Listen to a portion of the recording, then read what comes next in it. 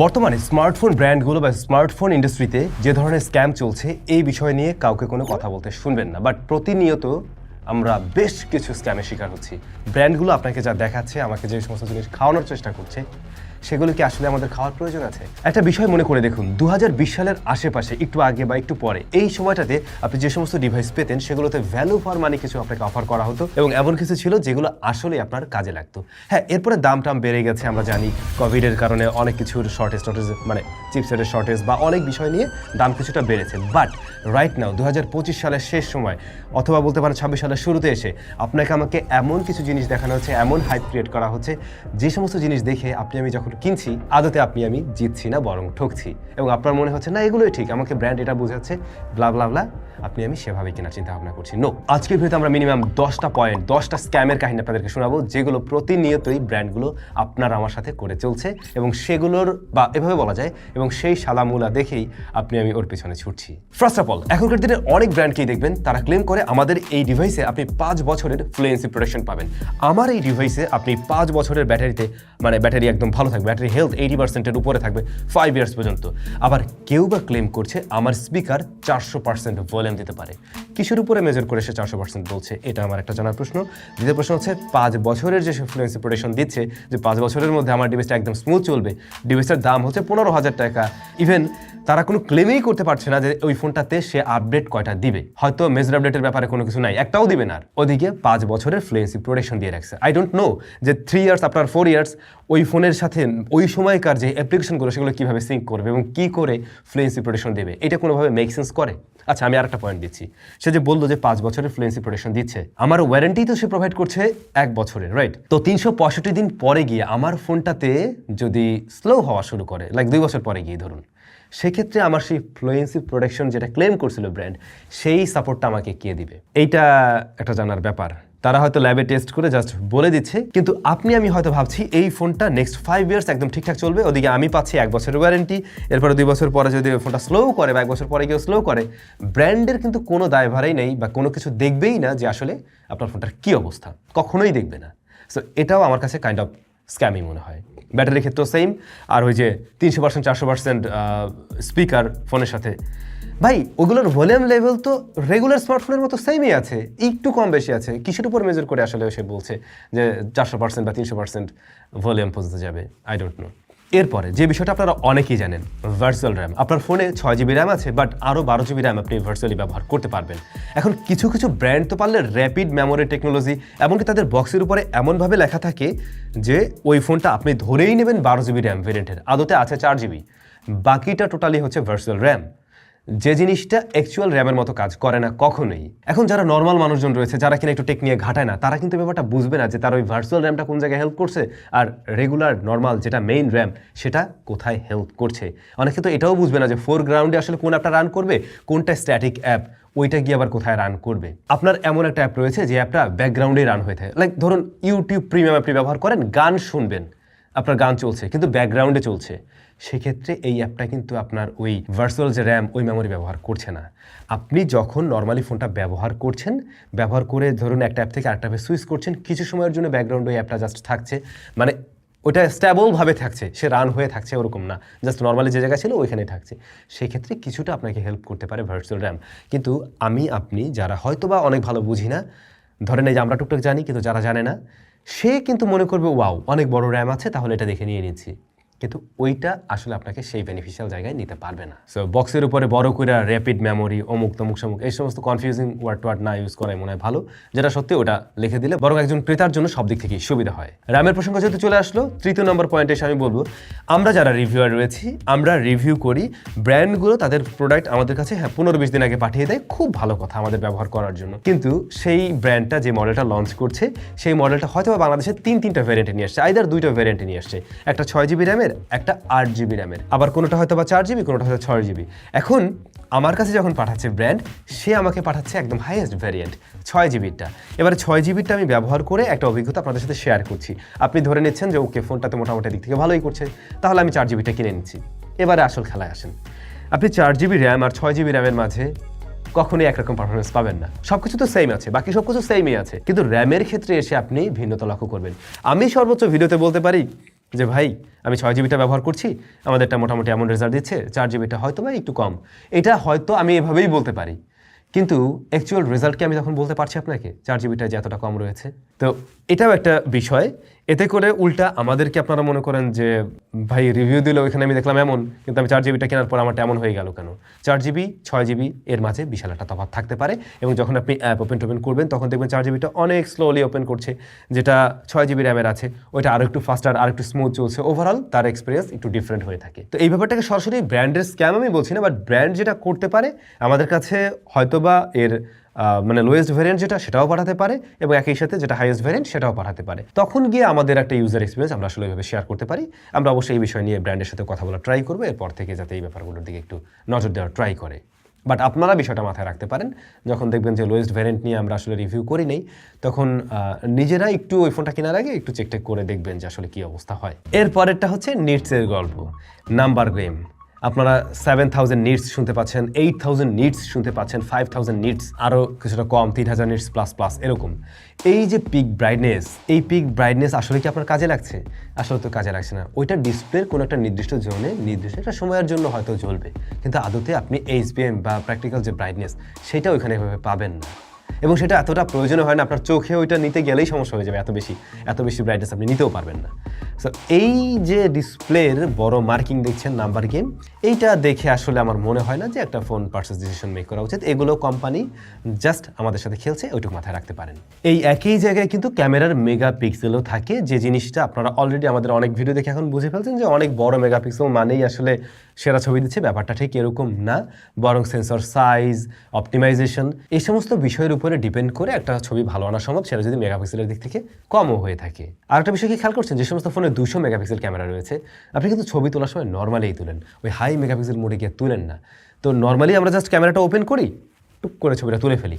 তো এক্ষেত্রে কিন্তু দেখা যায় 12 মেগাপিক্সেল মোডে ছবিটা তুলে ফেলে। সো আমার মনে হয় না যে মানে ওই মেগাপিক্সেল দেখে আসলে বা ওইটা ব্যবহার করে মানুষজন খুব একটা ছবি তোলার চিন্তাভাবনা করে।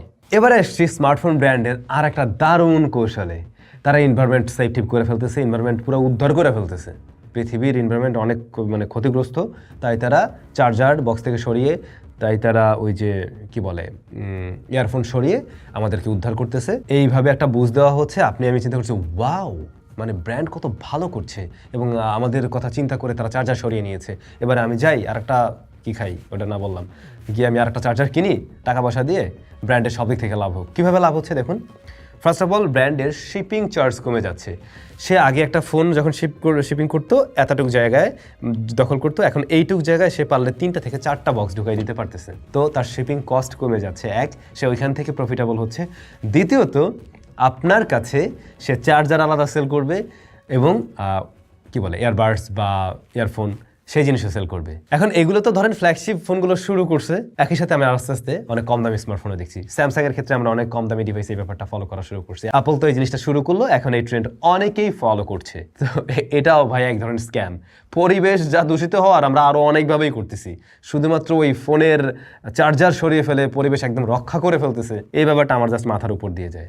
আপনাদের কোন জায়গা দিয়ে যায় আপনারা জানাইন ভাই। Water rating and drop test certified blah blah blah, এই জিনিসটা দেখেও অনেকে স্মার্টফোন কিনে এখন। হ্যাঁ আমি মানি কিছু মানুষজন আছে যাদের রাফ অ্যান্ড টাফ টাইপের ডিভাইস প্রয়োজন হয়, তাদের ক্ষেত্রে বিষয়টা আলাদা।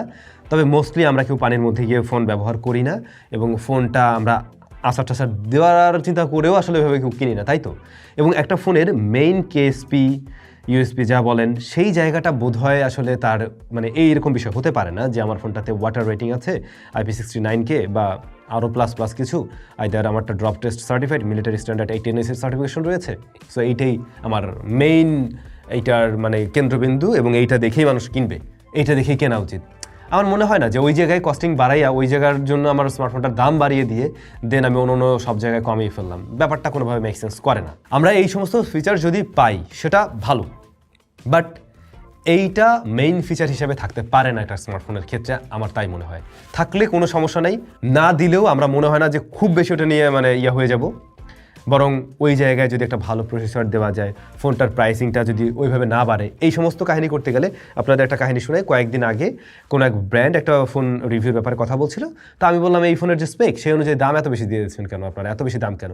সে আমার বললো ওই যে আমরা IP রেটিংটা অনেক ভালো দিয়েছি, তো এইটা করতে গেলে অনেক খরচ হয়ে যায়, এই জন্য আমাদের কস্টিংটা বেড়ে গেছে। তাই আমি বললাম ওটা দরকারটা কি আমার? ওটা তো আমার দরকার নেই। এরকম একটা বাজেট ফোনে যে ফোনটা দিয়ে আমি বুঝতাম যে আমি একেবারে ওই গোপ্রো লেভেলের আমি ভিডিও শ্যুট করতে পারবো আন্ডার ওয়াটারে গিয়ে, না সেরকম তো কিছু না। আমার টুকটাক একটা ফোন হঠাৎ করে বৃষ্টি নেমে গেল পকেটে, আমি ভিজে গেলে একটু ভিজতে পারে, এই তো এরকম সিনারিওতে পড়লে যাতে পাস করতে পারে, সমস্যা না হয়, দেন ওকে। বাট ওইটারে আমি জেট প্রেশার দিয়ে পানি মারবো, এই কাজ তো আমরা করবো না। বাট বাকি বিষয়বস্তু আমার আগে।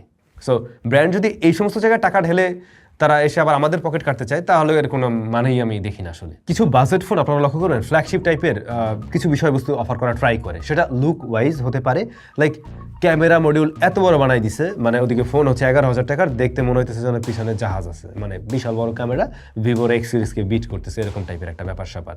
আদতে ক্যামেরা একটাই আছে, বাকিও কয়েকটা সেন্সর দিয়ে রাখছে, কোনো কাজের না। তো ওই সেন্সর দেওয়া দরকার কি? ওইখানে 2 টাকা হলেও নষ্ট হয়েছে, ওই 2 টাকা আমার পকেট থেকে কম নিতেন আপনি, আইদার ওই 2 টাকা দিয়ে আপনি অন্য কিছু দিতেন যেটা আসলে আমার কাজে লাগবে। এই ধরনের কাজ অনেকে করে। কোনো ফোনে 8K 30 FPS এর সাপোর্ট দেওয়া হচ্ছে ফ্ল্যাগশিপ লেভেলে, ওই জায়গায় গিয়ে আমি মোটামুটি মেনে নিচ্ছি, যদি ওই ভিডিও কাজে লাগে না, কেউই লাগান না, ওই 8K ভিডিও আপনি কিসে দেখবেন? সো ওই ভিডিও কাজে লাগছে না আপনার এক। আরেকটা আছে তো 144 হার্স হাই রিফ্রেশ রেট, এটাও একটা নাম্বার গেমের মতোই। 144 হার্স কি আপনি সব জায়গায় পান মোবাইলের ক্ষেত্রে এখন পর্যন্ত? বলেন তো।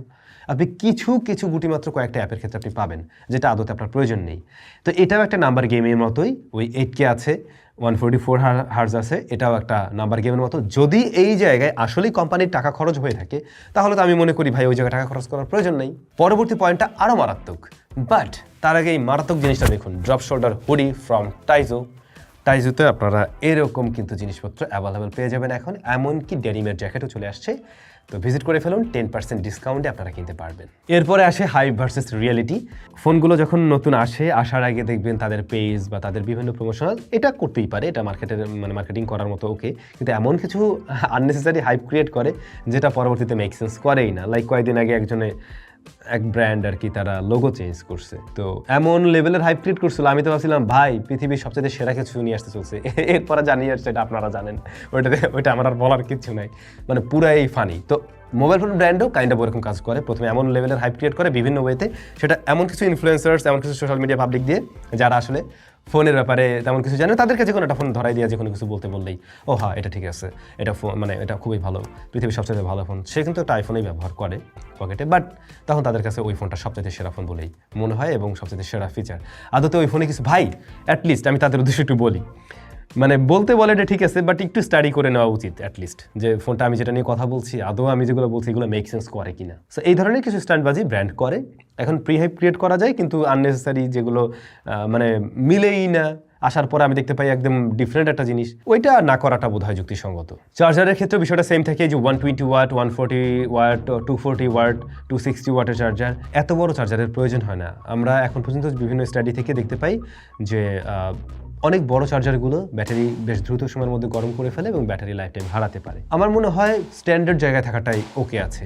শুধুমাত্র চার্জার অনেক বড় করে সেই জায়গায় যদি আমরা টাকা পয়সা নষ্ট করে ফেলি, এবং সেটাই আবার আমি গ্রাহকদের কাছ থেকে নিচ্ছি, হয়তো কিছু মানুষ ওই চার্জারের লোভেই কিনবে, কিন্তু আদতে তার দিন শেষে প্রয়োজন আছে কিনা। এই জন্য কি আসলে আমরা যারা ফোন কিনছি আমাদেরকেও একটু গ্রো করা উচিত, আমাদেরও বোঝা উচিত আমি কি দেখে কিনছি, যে জিনিসটা দেখে আসলে যে জিনিসটা আমাকে কোম্পানি দেখাচ্ছে সেটা দেখে কি আমার কেনা উচিত, নাকি আসলে আমার সাথে আমার প্রয়োজন রয়েছে এবং আমার সাথে সেটা যাচ্ছে কিনা, আমার প্রয়োজনে আদৌ ওটা লাগবে কিনা, সেটা বুঝে আপনি যদি পার্সোনাল ডিসিশন মেক করেন, তাহলে কোম্পানি আর আপনাকে এই ধরনের সাদামূলা খাওয়ানোর চিন্তা করবে না একটা সময় গিয়ে। এবারে আসছি একটু গ্রে মার্কেটের দিকে।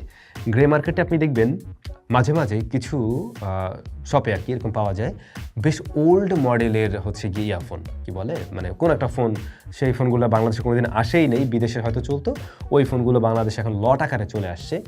এই ডিভাইসগুলোর ক্ষেত্রে আপনারা সবসময় একটু মাথায় রেখে কিনবেন, অনেক সময় অনেক হাই স্পেক অফার করতে দেখা যায়, কিন্তু এটাও ঠিক এই ফোনগুলো ভাই চলছে না, জাস্ট আপনার মতো আমার মতো এই সমস্ত দেশে আর কি জাস্ট ঢুকাই দিছে যে আপাতত এগুলো মুড়ির মতো। যে ফোনটার দাম 50,000 ছিল সেই ফোনটা 15,000 পাওয়ার কথা আপনার বললে তো পাওয়ার কথা না। তো এই ব্যাপারের দিকে একটু মাথায় রাখতে পারেন। আর রিফারবিশড ব্যাপার স্যাপার তো থাকেই। এটা আমি গ্রে মার্কেটে যে ধরনের অনেক সময় চলে, স্ক্যামগুলো চলে, সে বিষয়ে একটা পয়েন্ট তুলে ধরলাম। এরপরে থাকে রিপেয়ার শপের একটা বিষয়। এখানে আমি অফিসিয়ালও বলবো, আনঅফিসিয়াল মানে নর্মালি যে রিপেয়ার শপগুলো রয়েছে লোকাল, সেগুলোর কথাও বলবো। আপনি যখন আপনার ডিভাইসটা দিচ্ছেন, আপনার ডিভাইসের টোটাল অ্যাক্সেসটা তার হাতে দিয়ে দিচ্ছেন। আপনি ডিভাইসটা 2 দিনের জন্য রেখে যাচ্ছেন কিংবা 1 দিনের জন্য, আপনার অনেক প্রয়োজনীয় ডাটা, আপনার সব কিছুর অ্যাক্সেস তখন চলে যেতে পারে আরেকজনের কাছে। এক্ষেত্রে আরেকটু সতর্কতা অবলম্বন করা উচিত, কারণ অনেকগুলো কেসে আমরা শুনেছি যে এরকম জায়গা থেকে আপনার গুরুত্বপূর্ণ ডেটাসমূহ হারিয়েছে, কেউ স্ক্যামের শিকার হচ্ছে। আর বাংলাদেশের ক্ষেত্রে after sale service top notch লেভেলের না। একটা ব্র্যান্ড আপনার কাছে একটা ডিভাইস সেল করে দিচ্ছে, তারা অনেক সময় মনে করে যে ওকে এই পর্যন্তই আমার দায়িত্ব, এর পরের দায়িত্ব আসলে খুব ভালোভাবে কেউ নিতে চায় না। বাট এই জায়গাগুলোতেও আমার মনে হয় গুরুত্ব দেওয়া উচিত। এখন যা যা বললাম আজকে সব কিছুর পরে ধরেন সবাই মিলে আমার বয়কট করলো, তারপরে কেমন এলো? তাহলে আপনারা বয়কট না করলেই হয়েছে। তো এই হচ্ছে বিষয়। আই হোপ যে বিষয়গুলো বললাম এগুলো বোথ ইন্ডে কাজ করবে। আই মিন যারা আপনারা ফোন কিনবেন তারা একটু নিজেকে মানে বোঝার চেষ্টা করবেন যে আমি আসলে কি দেখে কিনছি, ওটা আদৌ আমার প্রয়োজন আছে কিনা। আর ব্র্যান্ডের ক্ষেত্রে আমি যে সমস্ত বিষয় বললাম যে এইগুলোতে আসলে কি, এই বিষয়গুলো আমাদের থাকলে ভালো, না থাকলে সমস্যা নেই, বরং অন্য জায়গায় ফোকাস দেওয়া উচিত। অথবা এগুলো দিয়ে যদি কস্ট বেড়ে যায়, এর কারণে এই সমস্ত জিনিসপত্র দিতে গিয়ে যদি দাম বেশি পড়ে যায়, তাহলে ভাই কস্ট মিনিমাইজ করেন, এগুলোকে ছেড়ে দেন, তাও ভালো। এই হচ্ছে আমার বিষয়। আপনারা আমার সাথে একমত কিনা কমেন্ট করে জানাবেন। সবাই ভালো থাকুন, দেখা হচ্ছে স্যামসংয়ের নতুন কোনো ভিডিওতে।